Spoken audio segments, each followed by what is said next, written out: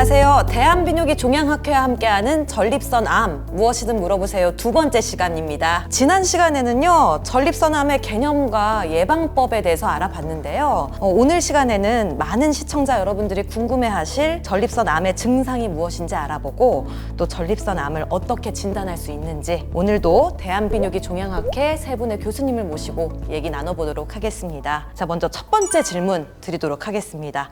전립선암의 증상에는 어떤 것들이 있나요? 전립선암의 초기에는 거의 증상이 나타나지 않죠. 이건 사실 모든 암이 대부분 마찬가지인데요. 그래서 더욱더 조기 검진이 중요한 게 된 거고, 외래 오시는 환자분들을 보면 전립선 비대증인데 소변이 자주 본다든지 밤에 여러 번 깬다든지 줄기가 너무 약해졌다든지 이런 전립선 비대증 증상을 가지고 오셔서 저 전립선 암 아닌가요? 이렇게 여쭤보시는 경우가 있거든요. 근데 그런 증상은 대부분 전립선 비대증 때문에 생기고, 전립선암이 이제 점점 커져서 소변이 나가는 통로인 요도를 침범하는 경우 이제 그런 비슷한 증상이 생길 수 있죠. 그래서 증상만으로 전립선암과 전립선 비대증을 구별하기는 사실 쉽지는 않습니다. 다만 전립선암이 굉장히 진행이 돼서 다른 장기들, 특히 골반뼈나 척추뼈에 전이가 된 경우 암이 이제 뼈를 갉아먹게 되는 거죠. 그렇기 때문에 이제 뼈에 심한 통증이 올 수 있습니다. 이런 경우는 이제 이미 벌써 전이성 전립선암이 되고 사기가 되는 거죠. 그래서 굉장히 심한 뼈의 통증이 나타날 수 있고요. 심한 경우 척추의 전립선암이 척추뼈를 약하게 해서 척추뼈가 내려앉는, 우리가 이제 압박골절이라고 하는데, 그런 경우 하반신 마비가 생길 수도 있죠. 전립선암도 역시 전이가 심하게 진행됐을 경우에 좀 눈에 띄게 나타나는 그런 증상이 있었네요. 네, 두 번째 질문입니다. 1시간 만에 소변이 마렵고 밤에 서너 시간에 한 번씩 일어나서 화장실에 갑니다. 혹시 전립선암일까요? 답변 부탁드리겠습니다. 듣고 계신 분들 중에서 많은 분들이 뜨끔하시는 분들이 아마 많으실 것 같습니다. 왜냐면 굉장히 흔한 증상이기 때문에 만약에 이게 전립선암이라고 한다 그러면 들으시는 분들이 당장 이제 전립선암 검진을 받으러 가야 되는 상황이 올 텐데요. 다행히 이렇게 소변을 자주 본다거나 야간에 소변을 보게 되는 야간뇨 같은 경우에는 전립선암보다는 사실 전립선 비대증일 확률이 훨씬 높게 됩니다. 전편에서도 말씀드렸지만 한 남성에서 한 절반 정도, 중년 남성의 절반 정도는 전립선 비대증이 있기 때문에 전립선암과는 상관이 없을 가능성이 높습니다. 다만 전립선 비대증이 있는 사람에서도 전립선암이 동반이 될 수가 있고요.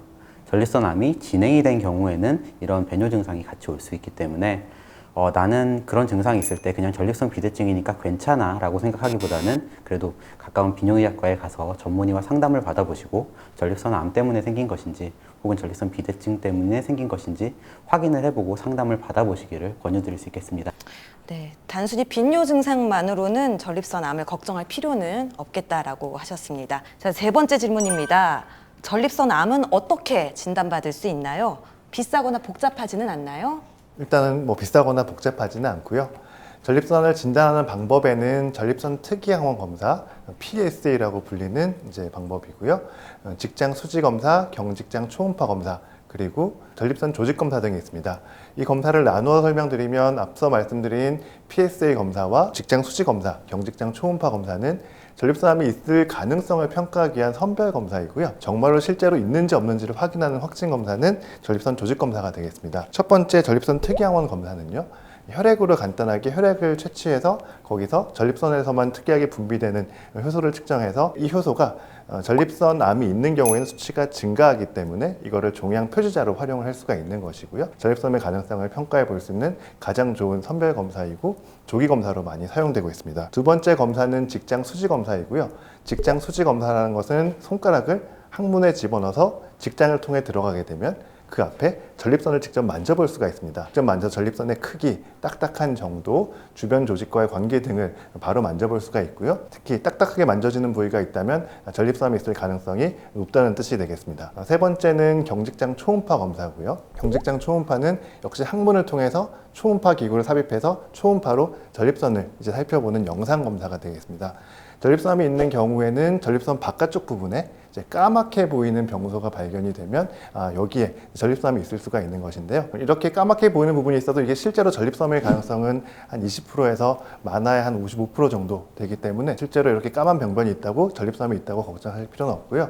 다른 검사들인 PSA 검사와 직장 수지 검사 등과 종합해서 실제로 조직 검사 여부를 결정을 하면 되겠습니다. 네 번째로 말씀드릴 이제 확진 검사는 전립선 조직 검사입니다. 아무리 앞에서 검사에 전립선이 의심된다고 하더라도 실제로 전립선이 있는지 없는지를 확인을 해보려면 반드시 전립선 조직 검사를 시행을 해야 되고요. 보통 전립선 조직 검사는 앞서 말씀드린 경직장 초음파를 통해서 전립선을 보고 이거의 유도하에 바늘을 직접 찔러서 이제 그 조직을 얻어내는 침샘검 방법을 시행하게 되고요. 일반적으로는 12군데 부위를 바늘로 찔러서 전립선 암이 있는지 없는지 확인하게 됩니다. 의심되는 부위가 있는 경우에는 몇 군데 정도 더 이제 추가 채취를 하는 경우가 있고요. 조직 검사에서는 전립선암이 있는지 없는지만 알 수 있는 것이 아니라 실제로 전립선암이 어디에 있는지 그리고 그 크기가 어느 정도인지 분화도가 어느 정도인지를 더 추가적인 정보를 얻을 수가 있기 때문에 앞으로의 치료 방침을 설정하는 데도 중요한 정보를 주는 검사입니다. 정말 많은 정보를 주셨습니다. 네. 사실 시청자분들께서 보시면은 좀 생소하기도 하고 어려우실 수도 있을 것 같아요. 정리를 해보자면 전립선 조직 검사 같은 경우는 확진의 마무리 단계에서 한 번 더 해줘야 되는 그런 검사인 거죠? 네, 실제로 전립선암이 있는지 없는지를 확인하려면 꼭 해야 되는 검사가 되겠습니다. 그렇다면은 가장 효과적인 진단 검사는 PSA라고 보시는 건가요? 말씀하신 대로 조금이라도 의심되는 환자를 다 조직 검사를 할 수는 없어요. 그건 너무 침습적이고 뭐 합병증도 좀 있을 수 있고 하니까 일단은 PSA로 암이 의심되는 환자를 1차로 선별을 하는 그런 의미라고 생각하시면 될 것 같습니다. 자, 그럼 말씀 주신 전립선 특이 항원, 즉 PSA 검사에서 이 전립선 특이 항원은 뭔가요? 전립선 특이 항원이라는 말에 다 답이 있죠. 사실 이제 전립선에서 특이적으로 생성되는 어떤 효소라고 보면 되겠고요. 전립선암 진단에 매우 중요한 이 종양 표지자 역할을 수행합니다. 편의상 저희가 이제 PSA라고 하고 실제로 환자분들도 이제 아세요. 그래서 내 PSA 점수 얼마에 이렇게 역으로 물어보시는 분도 많고 관심이 있는 환자분들한테는 굉장히 좀 대중적인 어느 정도 단어가 된 것 같고요. 근데 여기서 중요한 거는 이 전립선 특이 항원이 전립선 암 특이 항원이 아니고 전립선 특이 항원이기 때문에 전립선 암이 아니더라도 다른 전립선 질환이나 전립선이 자극이 되는 증상에서는 다 올라갈 수가 있습니다. 아까 말씀드렸듯이 전립선이 커지면 그냥 단순히 비대증이 있어도 작은 환자보다 큰 환자에서 PSA가 좀 높을 수밖에 없어요. 왜냐하면 전립선 조직이 크니까. 근데 이제 암은 그 양성 전립선 그 조직보다 더 많은 PSA가 분비되는 거죠. 정상 세포가 깨지니까 세포 안에 있어야 될 PSA들이 피 안으로 이렇게 검출이 되는 거죠. 그래서 단순히 전립선 비대증에도 올라갈 수 있고 전립선 염에도 올라갈 수 있고 전립선이 자극되는 아까 말했던 이런 직장 수지 검사 때도 전립선이 눌리면 일시적으로 올라갈 수 있고 심지어는 성관계 후 사정을 하게 되면 그때도 전립선 사이로 뭐 정액이 나온다든지 전립선이 자극되는 일이 발생할 수 있어서 사정 후에도 전립선 특이항원은 상승할 수가 있습니다. 그래서 한 번 수치가 올랐다고 해서 무조건 난 암인가 봐 이렇게 걱정하실 이유는 전혀 없고요.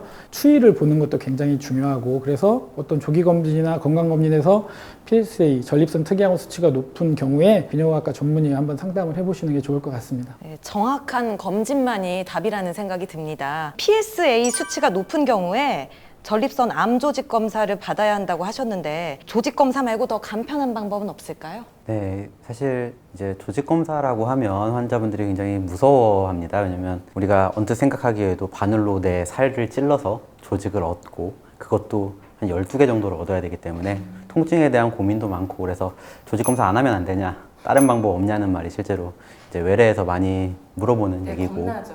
네. 전립선 특이 항원은 굉장히 좋은 전립선암을 선별해내는 검사기는 하지만 분명히 한계점을 갖고 있는 검사입니다. 수치가 올라간다 하더라도 실제로 수치에 따라 다르기는 하지만 많게는 한 80%가 전립선암이 없는 걸로 나오고요. 그렇기 때문에 전립선암을 검사를 할 때 우리가 진단율을 높이고 최대한 조직 검사를 피하는 방법들이 최근에 많이 연구가 됐고요. 그것 중에 대표적인 게 이제 MRI라고 할 수 있을 것 같습니다. 전립선 MRI는 원래 이제 전립선 조직 검사를 해서 전립선암이 진단된 사람에서 전립선의 해부학적 구조 혹은 전립선의 위치를 예측하기 위해서 많이 했던 검사인데요. 그 특성을 최근에는 이용을 해서 조직 검사 전에 전립선 MRI를 시행함으로써 어느 위치에서 전립선암이 의심되는지를 선별해내는 검사로도 최근에는 사용이 되고 있습니다.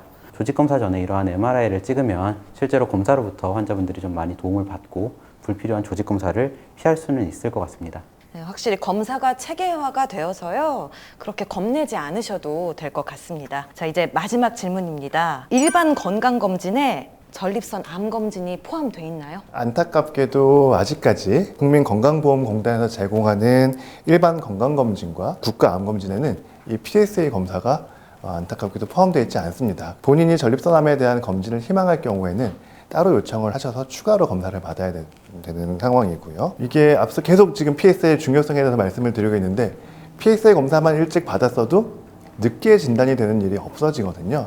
그래서 대한비뇨기종양학회 그리고 대한비뇨의학회에서는 이 PSA 검사가 꼭 국가검진에 들어가기를 계속 요청하고 있습니다. 아마도 그렇게까지 되기까지는 시간이 조금 걸릴 수 있을 텐데요. 제가 저희 1편 영상을 보신 분들은 아시겠지만 만약에 그렇게 되기 전까지라면 55세 이상 되시는 분들은 1년에 한 번 정도씩 PSA 정기검진을 받으시는 게 도움이 될 것 같고요. 가족 중에서 전립선암이 있는 분들은 조금 더 당겨서 40대부터는 1년에 한 번씩 PSA 검사를 받으시는 것이 좋겠습니다. 네, 사실 남성암 중에서는 4위면 그렇게 낮은 발병률은 아닌데요. 하루빨리 이 전립선 암 검진도 국가 암 검진에 포함되는 날이 왔으면 좋겠습니다. 자, 오늘 준비한 정보는 여기까지고요. 다음 시간에는 전립선 암의 치료에 대해서 다뤄보도록 하겠습니다. 오늘 영상이 마음에 드셨다면 구독, 좋아요 알림 알림 설정 설정. 부탁드립니다. 감사합니다. 감사합니다. 감사합니다.